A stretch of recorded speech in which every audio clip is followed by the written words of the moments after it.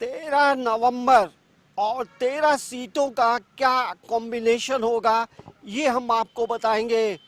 झारखंड में विधानसभा चुनाव को लेकर 13 नवंबर को प्रथम फेज की जो वोटिंग है वो कल डाली जाएगी और जाहिर सी बात है जो मतदाता हैं उनमें भी अलग उत्साह है, लेकिन जो उम्मीदवार हैं उनमें एक बेचैनी जरूर है कि मतदाता किनको जीत दिलाएंगे।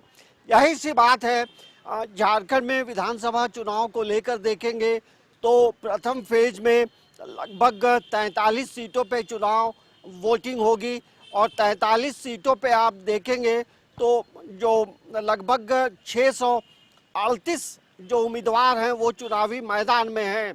नमस्कार, आप देख रहे हैं समाचार प्लस। 13 तारीख का दिन है और हम आज 13 तारीख को लेकर बात करेंगे। 13 विधानसभा सीटों में कौन बाजी मारेगा, कौन पिछड़ सकता है और क्यों ऐसी चीजें हो सकती हैं। देखिए, हम सबसे पहले बात करेंगे झारखंड की राजधानी रांची की।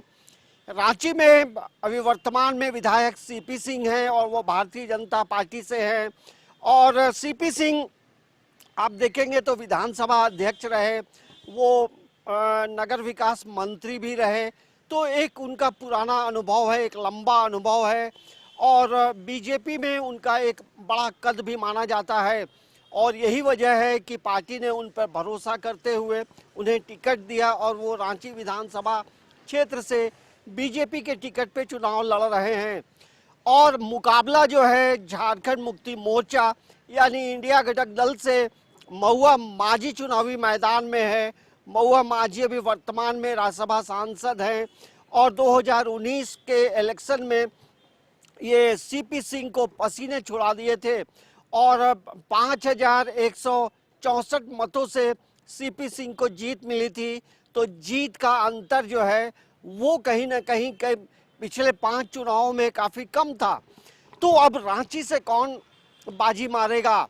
देखिए, जो जिस तरह से लहरें हैं, इन जो चुनावी मूड को देखते हुए ये कहा जा रहा है कि रांची में सीपी सिंह और महुआ माझी में कांटे का संघर्ष है और इस कांटे के संघर्ष में कौन बाजी मार लेगा ये मतदाताओं के हाथों में है। लेकिन आप देखेंगे झारखंड की राजधानी रांची में जो वोटर हैं वो वोटर काफ़ी डिसाइडिंग हैं। ईसाई वोटर हैं, मुस्लिम वोटर हैं, कुर्मी वोटर हैं, तो ये बड़ा डिसाइडिंग होगा कि कौन बाजी मारेगा। और यदि मुस्लिम वोटर पूरी तरह से इंटैक्ट होता है तो सीपी सिंह के लिए मुसीबत खड़ी हो सकती है। तो यहाँ रांची में बहुत कांटे का संघर्ष है और कम मार्जिन से यहाँ किसकी जीत होगी ये कह पाना अभी मुश्किल है, लेकिन कांटे का संघर्ष है। आइए अब हम चलते हैं खूंटी। खूंटी में जिला में देखेंगे तो 2 विधानसभा हैं, एक खूंटी विधानसभा है और दूसरा है तोरपा।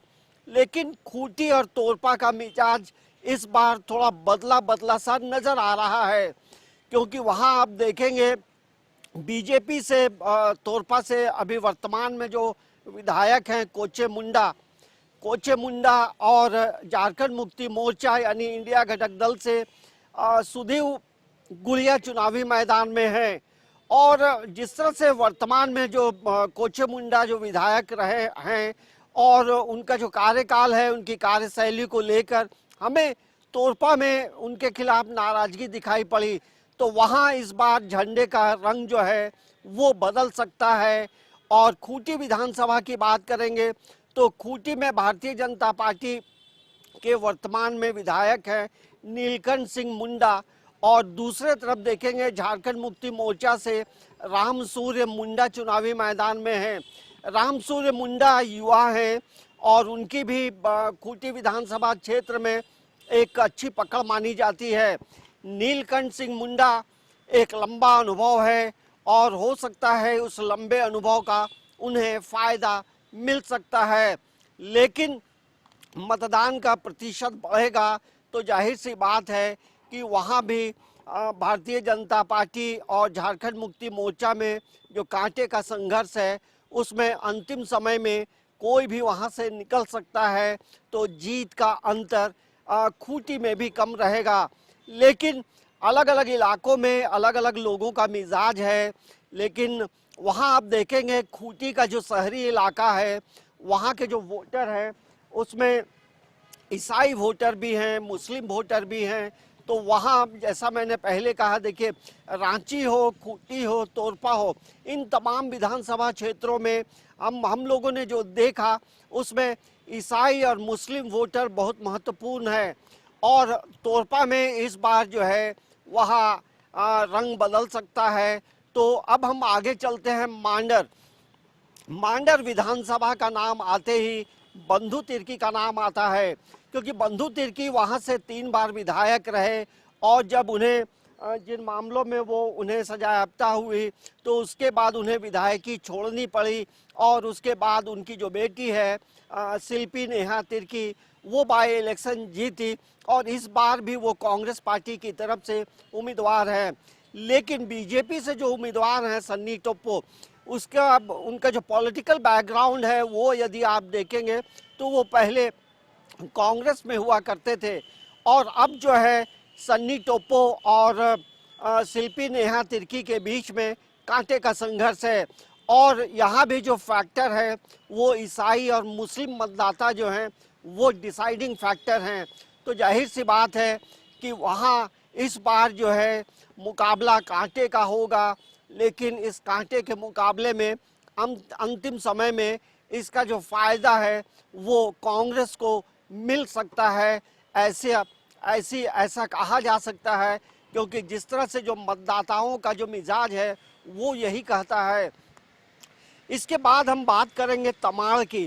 तमाड़ विधानसभा एक ऐसा विधानसभा क्षेत्र है यहाँ पर जदयू से राजा पीटर चुनावी मैदान में हैं और झारखंड मुक्ति मोर्चा इंडिया घटक दल के जो प्रत्याशी हैं विकास मुंडा चुनावी मैदान में हैं। और वहाँ देखेंगे तो विकास सिंह मुंडा का अपना एक बड़ा दबदबा रहा है, क्योंकि पॉलिटिकली वो अपने विधानसभा क्षेत्र में लगातार कैंपेनिंग करते रहे हैं और अपने मतदाताओं के बीच में काफ़ी लोकप्रिय हैं। और राजा पीटर वो शख्स हैं जो विकास सिंह मुंडा के पिताजी जो थे उनकी हत्या के मामले में वो कहीं उन्हें विधायकी छोड़नी पड़ी थी। तो जाहिर सी बात है कि ऐसे समय में वहाँ मुकाबला जो है जदयू और झारखंड मुक्ति मोर्चा के बीच में है।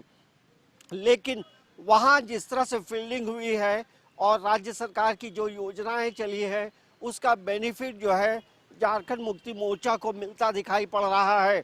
अब हम बात करेंगे, मांडर की बात हो गई, तमाड़ की बात हो गई, तोरपा की बात हो गई, खूंटी की बात हो गई, सिसई में वर्तमान में देखेंगे तो सुशरण होरो झारखंड मुक्ति मोर्चा से वो विधायक है। और वहाँ पे यदि देखेंगे बीजेपी से एक कद्दावर व्यक्ति जो आईपीएस रह चुके हैं अरुण उरांव को भारतीय जनता पार्टी ने उम्मीदवार बनाया है। और यदि हम बात करेंगे तो एक पढ़ा लिखा व्यक्ति है और अपने अरुण उरांव की समाज में अपनी एक अलग पहचान है। और शिक्षा के क्षेत्र में हो, महिलाओं को आगे बढ़ाने की बात हो, तो वैसे तमाम मुद्दों को लेकर अरुण उरांव काफ़ी लंबे समय से काम करते रहे हैं। तो वहाँ देखना बड़ा दिलचस्प होगा कि मतदाता किसको पसंद करते हैं। क्या पुराने जो विधायक हैं उन पे भरोसा करेंगे या फिर नए जो प्रत्याशी हैं भारतीय जनता पार्टी के अरुण उरांव, उन्हें मौका मिल सकता है। तो ये तमाम जो चीज़ें हैं मतदाताओं के हाथों में हैं। लेकिन मुकाबला यहाँ भी कांटे का है। यहाँ मुकाबला हम कह सकते हैं कि बहुत आसान जीत नहीं होगी और यहाँ भी जो जीत का अंतर होगा वो काफ़ी कम होगा। अब हम आगे चलते हैं, सिसई की बात हो गई। हटिया विधानसभा एक ऐसा विधानसभा क्षेत्र है जहाँ पर झारखंड विधानसभा है और तमाम जो एचईसी का जो इलाका है आधा इलाका हटिया में पड़ता है। और जाहिर सी बात है हटिया एक प्रतिष्ठित सीट माना जा रहा है कि इसमें क्या नवीन जायसवाल फिर से वहाँ चुनाव जीत सकते हैं। तो ये तमाम चीज़ें सवालों के घेरे में है, क्योंकि वहाँ देखेंगे कांग्रेस पार्टी के जो उम्मीदवार हैं अजय नाथ शाहदेव, वो इस बार कहीं ना कहीं भारी पड़ता दिख रहा है। ऐसा इसलिए भी हम कह रहे हैं कि वहाँ से भरत वंशी जो निर्दलीय चुनाव लड़ रहे हैं, तो वो कहीं ना कहीं भारतीय जनता पार्टी को नुकसान पहुंचा सकते हैं। तो वहाँ वोटों का जो डिवीज़न होगा उसमें हमें लगता है कि नवीन जायसवाल के लिए वो राह काफ़ी मुश्किल हो सकती है। अब हम बात करेंगे कांके विधानसभा, पूरे यदि हम 81 विधानसभा क्षेत्रों की बात कर रहे हैं तो कांके विधानसभा एक ऐसा विधानसभा है जहां पर बीजेपी पिछले 34 वर्षों से लगातार बीजेपी इस कांके विधानसभा से जीत दर्ज करते रही है। और पिछले बार देखेंगे, अभी जो वर्तमान जो सिटिंग विधायक हैं समरी लाल, उन्हें पार्टी ने उन पर भरोसा नहीं जताया और अब जो है डॉक्टर जीतू चरण राम बीजेपी से प्रत्याशी बनाए गए हैं, जो 2014 में कांके विधानसभा से एक बार विधायक रह चुके हैं। लेकिन कांके को जिस तरह से बीजेपी का एक बड़ा गढ़ कहा जाता था, अब वहाँ पे भी सेंधमारी हो गई है। और सेंधमारी की बात करेंगे तो कई इलाकों में काम नहीं होने की वजह से जो बीजेपी का जो कैडर वोट रहा है वो कहीं ना कहीं छिटकता हुआ नज़र आ रहा है। और वहाँ देखेंगे कांग्रेस पार्टी से सुरेश बैठा चुनावी मैदान में हैं और लगातार कैंपेनिंग दोनों को ही कर रहे हैं। लेकिन सुरेश बैठा को लगभग हम कह सकते हैं पिछले 25 वर्षों से जीत का इंतज़ार है, क्योंकि वो इस बार चौथी बार चुनावी मैदान में दिखाई पड़ रहे हैं। लेकिन मतदाता क्या एक बार फिर बीजेपी पे भरोसा करेंगे या कांग्रेस को एक मौका देंगे? कांके विधानसभा क्षेत्र एक ऐसा विधानसभा क्षेत्र है जहां पर आप देखेंगे वहां जो मुस्लिम वोटरों की जो संख्या है वो लगभग 47,000 के करीब है। उसके बाद देखेंगे तो ट्राइबल वोटर हैं, उसके बाद आप देखेंगे तो कुर्मी वोटर हैं। तो वोटरों का जो मिजाज है कांके का इस बार थोड़ा बदलता हुआ दिखाई दे रहा है। और जयराम महतो की जो पार्टी है वहाँ से कांके से जो उम्मीदवार बनाए गए हैं फुलेश्वर बैठा, वो कहीं ना कहीं बीजेपी को नुकसान पहुंचा सकता है। तो इसी तरह से इक्वेशन बदलते भी दिखाई दे रहे हैं और इक्वेशन बनते भी दिखाई दे रहे हैं। लेकिन अब हम आगे बात करेंगे, कांके की बात हो गई, अब हम बात करेंगे लोहरदगा की। देखिए लोहरदगा विधानसभा क्षेत्र जो है वहाँ से ये भी एक पूर्व आईपीएस अधिकारी हैं और राज्य में मंत्री भी रहे हैं। उनका नाम है रामेश्वर उरांव। रामेश्वर उरांव का अपना एक अलग बड़ा कद है, पॉलिटिकली कहे या सोशली कहे। और इस बार जो है यहाँ से लोहरदगा से आजसू पार्टी की प्रत्याशी बनाई गई हैं नीरू शांति भगत। नीरू शांति भगत क्या वो आजसू को वहाँ से टिकट मतलब जीत दिला पाएगी, ये एक बड़ा सवाल है। क्योंकि यहाँ आप देखेंगे रामेश्वर उरांव कांग्रेस पार्टी से प्रत्याशी बनाए गए हैं और वहाँ वोटों का जो डिवीज़न है वो किस तरह से रामेश्वर उरांव को मिलेगा या फिर नीरू शांति भगत को जीत मिलेगी, ये अभी हम कह सकते हैं तमाम चीज़ें मतदाताओं के हाथों में हैं। लेकिन पॉलिटिकली कद जो है रामेश्वर उरांव का बड़ा है। अब हम बात करते हैं गुमला की। गुमला में वर्तमान में जो सिटिंग विधायक हैं वो है झारखंड मुक्ति मोर्चा के भूषण तिर्की और बीजेपी से जो प्रत्याशी बनाए गए हैं सुदर्शन भगत। सुदर्शन भगत पूर्व केंद्रीय राज्य मंत्री रहे हैं और पूर्व विधायक भी रहे हैं, तो उन्हें एक बार फिर चुनावी मैदान में पार्टी ने उतारा है। लेकिन पॉलिटिकली यदि हम देखेंगे तो यहाँ पे जो जेएमएम के जो प्रत्याशी हैं वो लगातार अपने फील्ड में नज़र आते रहे हैं तो यहाँ पे मुश्किल जो है बीजेपी के लिए हो सकता है। तो ये भी जो सीट है यहाँ हम कह सकते हैं कि झारखंड मुक्ति मोर्चा भारी नज़र आ रहा है। विशुनपुर एक ऐसा सीट है जहाँ एसटी मोर्चा के राष्ट्रीय अध्यक्ष शमीर उरांव चुनावी मैदान में हैं और झारखंड मुक्ति मोर्चा की तरफ से वहाँ चमरा लिंडा चुनाव मैदान में है, जो वर्तमान में वो विधायक भी हैं। तो चमरा लिंडा एक ऐसा शख्स है जो अपने विधानसभा क्षेत्र में 24 घंटे नज़र आते हैं। तो वहाँ झारखंड मुक्ति मोर्चा भारी नज़र आ रहा है। अब हम आगे बात करेंगे सिमडेगा की। सिमडेगा में देखेंगे तो सिमडेगा में भूषण बाड़ा है जो कांग्रेस पार्टी से विधायक हैं अभी वर्तमान में। और यदि हम बीजेपी की बात करेंगे तो वहाँ श्रद्धानंद बेसरा चुनावी मैदान में हैं। लेकिन जिस तरह से हम लोग इन क्षेत्रों में घूमे हैं तो इन क्षेत्रों की जो तस्वीर है वहाँ मतदाताओं में एक अलग क्रेज है, क्योंकि श्रद्धानंद बेसरा पर जो है लोगों का झुकाव दिखाई पड़ता है। अब हम जो अंतिम जो सीट है कोलेबिरा भी कांग्रेस के खाते में है। विक्शल कोंगाड़ी वहाँ से चुनावी मैदान में हैं और सुजान जो बीजेपी के तरफ से प्रत्याशी बनाए गए हैं। देखिए ये कुल 13 जो सीटें हैं, इसमें यदि हम इक्वेशन देखेंगे तो 13 सीटों में 5 जो सीट है वो भारतीय जनता पार्टी के पास है, 4 सीट कांग्रेस के पास है और 4 सीट जो है झारखंड मुक्ति मोर्चा के पास है। तो क्या 13 सीटों में क्या इक्वेशन होगा?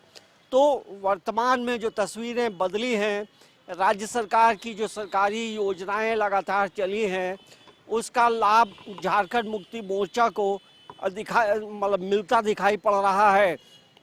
और ये जो ट्राइबल सीटें हैं, यदि हम इसमें रांची हटा दें, हटिया विधानसभा हटा दें, तो यहाँ दो विधानसभा क्षेत्रों को आप हटा दें तो बाकी जो सीटें हैं वो 11 सीटें जो हैं वो पूरी तरह से ट्राइबल सीट है। और उसमें एक सीट जो है कांके का वो एससी सीट है। तो ट्राइबल सीटों पे बीजेपी की पैनी नज़र है और यही वजह है कि लगातार बीजेपी इन विधानसभा क्षेत्रों में स्टार प्रचारकों को के माध्यम से चुनाव प्रचार उन्होंने किया है। लेकिन इस 11 ट्राइबल सीटों में यदि देखेंगे तो बीजेपी के लिए एक हम कह सकते हैं कि एक बहुत आसान नहीं होगा कि वो 11 में 11 सीटें जीते।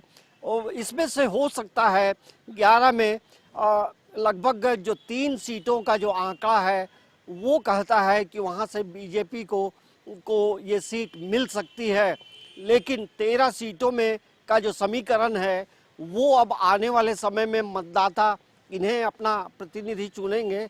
लेकिन एक बात जरूर है कि पूरे विधानसभा इन 13 विधानसभा सीटों में जो हम सटीक जो आंकड़े आ सकते हैं, तोरपा में कहीं ना कहीं बीजेपी को वहाँ बहुत आसान नहीं है, बहुत कठिन रहा है तोरपा विधानसभा क्षेत्र।